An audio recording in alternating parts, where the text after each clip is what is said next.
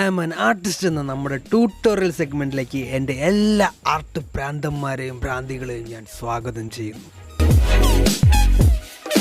നമ്മുടെ ഇന്നത്തെ വിഷയം ഒരു മൂക്ക് എങ്ങനെ വരയ്ക്കാം, എന്തൊക്കെ ശ്രദ്ധിക്കണം, എങ്ങനെ ഷെയ്ഡ് ചെയ്യണം എന്നുള്ളതാണ്. ആദ്യം നമുക്കൊന്ന് നോർമലായി വരച്ച് നോക്കാം, എന്നിട്ട് ഷെയ്ഡ് ചെയ്യാം. അതിനുശേഷം നമുക്ക് റിയലിസ്റ്റിക്കിലോട്ട് പോവാം. എപ്പോഴും പറയുന്നത് പോലെ തന്നെ വരയ്ക്കുന്നതിന് മുമ്പ് നമ്മളുടെ സബ്ജക്റ്റ് അതെന്തു തന്നെ ആയാലും ലൈറ്റായിട്ട് ഔട്ട്ലൈൻ വരയ്ക്കുക. പിന്നീട് വേണം ഷെയ്ഡിങ്ങിലോട്ട് പോകാൻ. സാധാരണ നമ്മൾ ചെയ്യുന്ന ആദ്യത്തെ മിസ്റ്റേക്കാണ് ഡാർക്ക് ഗ്രേഡ് പെൻസിൽ ഉപയോഗിച്ച് ഔട്ട്ലൈൻ വരയ്ക്കുക എന്നുള്ളത്.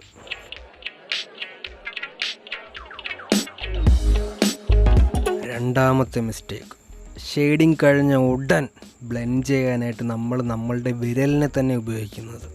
നമ്മൾ വിരൽ ഉപയോഗിച്ച് ബ്ലെൻഡ് ചെയ്യുമ്പോൾ ഒരുപക്ഷെ നമ്മളുടെ കയ്യിലെ അഴുക്കോ ഓയിലോ നമ്മുടെ ഡ്രോയിങ്സിനെ നശിപ്പിച്ചേക്കാം.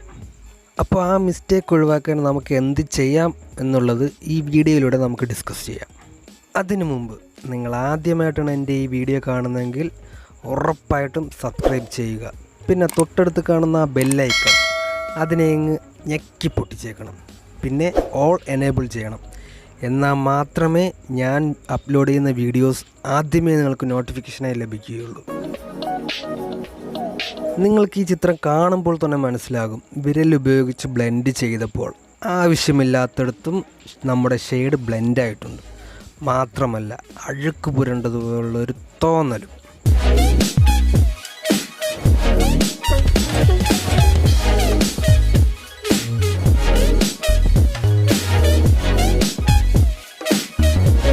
സെക്കൻഡ് ലെയർ ഷെയ്ഡ് ചെയ്യുമ്പോഴും നമുക്കൊരു വൃത്തി ഫീൽ ചെയ്യത്തില്ല.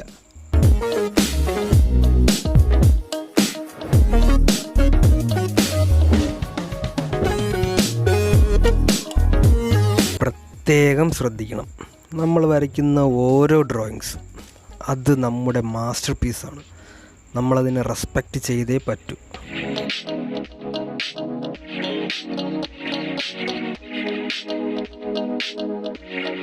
പിന്നൊരു കാര്യം, എൻ്റെ മറ്റ് ട്യൂട്ടോറിയൽ വീഡിയോസ് നിങ്ങൾ കാണാൻ മറക്കരുത്. അതിൻ്റെ ലിങ്ക് ഞാൻ ഡിസ്ക്രിപ്ഷനിൽ ഇട്ടേക്കാവേ.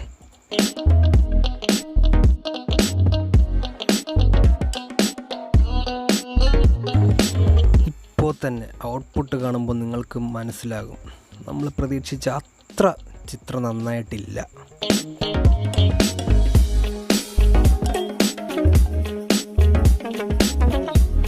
അപ്പോൾ ഒരു ചിത്രം നന്നായി വരയ്ക്കാൻ നമ്മൾ എന്ത് ചെയ്യണം? Learn from mistakes. അതെ, തെറ്റിൽ നിന്നേ നമുക്ക് ശരി പഠിക്കാൻ പറ്റും. അത് മനസ്സിലാക്കി തരാനാണ് ഞാൻ ആദ്യം തന്നെ മിസ്റ്റേക്കുള്ള ഒരു ചിത്രം നിങ്ങൾക്ക് വരച്ച് കാണിച്ചു തന്നത്. എപ്പോഴും പറയുന്നത് പോലെ തന്നെ ലൈറ്റായി ഔട്ട്ലൈൻ വരയ്ക്കുക, പിന്നെ ലൈറ്റായി ഷെയ്ഡ് ചെയ്യുക. ഇവിടെ ഞാൻ ഷെയ്ഡ് ബ്ലെൻഡ് ചെയ്യാനായിട്ട് ഉപയോഗിക്കുന്നത് നമ്മുടെ സ്വന്തം ബഡ്സിനെ തന്നെയാണ്. ഈ ബഡ്സ് ആൾ നിസ്സാരക്കാരനല്ല, ബ്ലെൻഡിങ്ങിന് പുലി തന്നെയാണ്, പുലി. ലൈറ്റ് ഷെയ്ഡിങ്ങിന് ഞാൻ സാധാരണ ഉപയോഗിക്കുന്നത് HP പെൻസിൽസാണ്.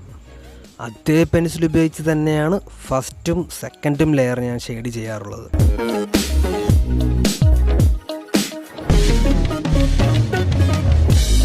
ഒരു ടിപ്പ് തരാം. ഞാൻ ഓരോ ചിത്രം വരയ്ക്കുമ്പോഴും കുറച്ച് റെഫറൻസ് പിക്ചേഴ്സ് നെറ്റിൽ നിന്ന് ഡൗൺലോഡ് ചെയ്ത് വയ്ക്കാറുണ്ട്. എന്തിനാണെന്നറിയാവോ?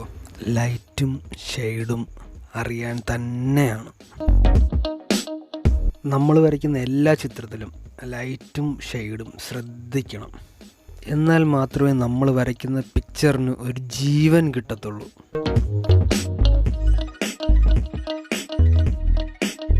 കാര്യം ശ്രദ്ധിക്കണം, ഓരോ ചിത്രം വരയ്ക്കുമ്പോഴും ഷെയ്ഡ് ചെയ്യുമ്പോൾ പെൻസിലിൻ്റെ ഗ്രേഡ് കൂട്ടി വരിക. ഒരിക്കലും ആദ്യമേ തന്നെ ടോപ്പ് ഗ്രേഡിലുള്ള പെൻസിൽ ഉപയോഗിച്ച് ഷെയ്ഡ് ചെയ്യരുത്.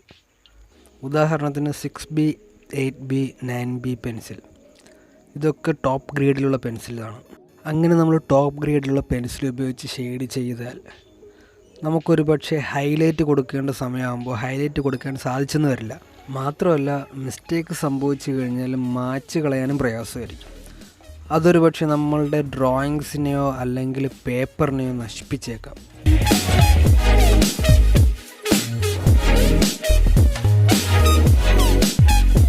ബ്ലെൻഡ് ചെയ്യാൻ നമ്മുടെ ടിഷ്യൂ പേപ്പറും നിസ്സാരക്കാരനല്ല കേട്ടോ.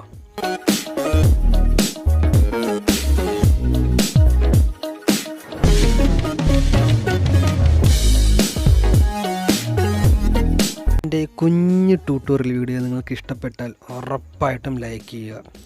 നിങ്ങളുടെ അഭിപ്രായവും നിർദ്ദേശവും കമൻറ്റ് ബോക്സിലിടാൻ മറക്കരുത്. പിന്നെ കൂട്ടുകാർക്ക് ഷെയർ ചെയ്യുക, കാരണം അവരും വരയ്ക്കട്ടെ. ഫൈനൽ ഔട്ട്പുട്ട് കാണുമ്പോൾ തന്നെ നിങ്ങൾക്ക് ആദ്യത്തെ ചിത്രവും ഇപ്പോൾ വരച്ച ചിത്രവും തമ്മിലുള്ള വ്യത്യാസം മനസ്സിലാവും. അതുകൊണ്ട് ഇനി നിങ്ങൾ വരയ്ക്കുമ്പോൾ ഓരോ ചിത്രവും നന്നായി സ്റ്റഡി ചെയ്തിട്ട് വരയ്ക്കുക.